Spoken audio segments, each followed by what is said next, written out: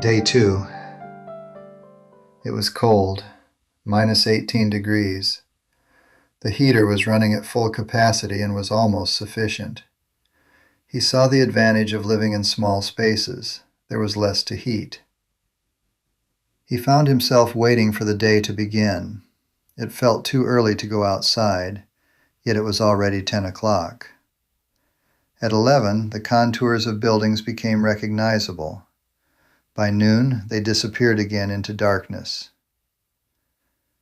In the Hebrew Bible, all begins with darkness. The first thing God does is turn on light. And there was morning, the first day.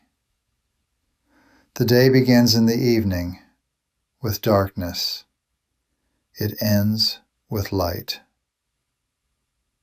He, a mere human being, did it the other way around. When he turned on the lamp, it was morning. When he turned it off, he called it a day. Across the street was an office, or a shop. Heavy snowfall hampered the view, but he made out a coat rack by the window. Heavy jackets hanging there. Firefighters? When he finally went outside, he walked by and brushed the snow off the sign. Udo Norsk. It was a doctor's office, a urologist. He pressed his face to the glass. The room was filled with heavy coats, moon boots, thermal overalls, long underwear. He wondered why patients would dress so warmly before taking off all their clothes and seeing their urologist.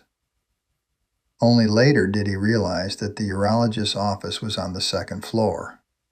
The first floor, the room with the large window, was used by an agency renting out thermal clothing to Japanese tourists preparing for a reindeer-drawn sled ride at minus 30 degrees at midnight. He visits a museum about trolls. Of course, trolls do not really exist. Or do they? There are pictures and sculptures, faces carved from wood and stone, objects you can touch, even a booth where you can photograph yourself and appear, for a moment, to be a troll. People wandered through the rooms, looking, smiling, pointing. They had all paid an entrance fee. There was a shop where you could buy souvenirs, proof that you had been there, that you had seen trolls. Who then dares to say that trolls do not exist? In London, he had visited the Sherlock Holmes Museum. At the entrance, a plaque explained that Sherlock Holmes was a fictional character, a figment of the imagination. Yet inside you could see his violin, his pipe, the worn armchair by the fireplace. You walked through his apartment on Baker Street and everything appeared exactly as it does in the books, as if the story had stepped off the page into the real world.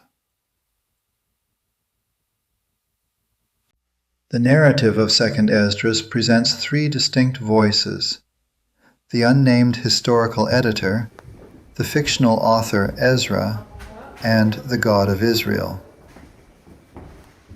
The editor frames the book. Ezra asks the questions. God answers. But which voice is important? Whom should readers trust? The editor who shaped the text? The visionary who speaks within it? Or the God whose voice resounds through both? Someone designed the museum. Someone invented the trolls. And trolls, clearly, are about the unseen world.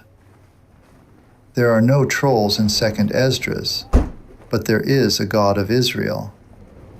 No Sherlock Holmes, but there is a scribe named Ezra. And someone edited this book. Someone preserved it. Someone translated it. Whose voice, then, carries authority?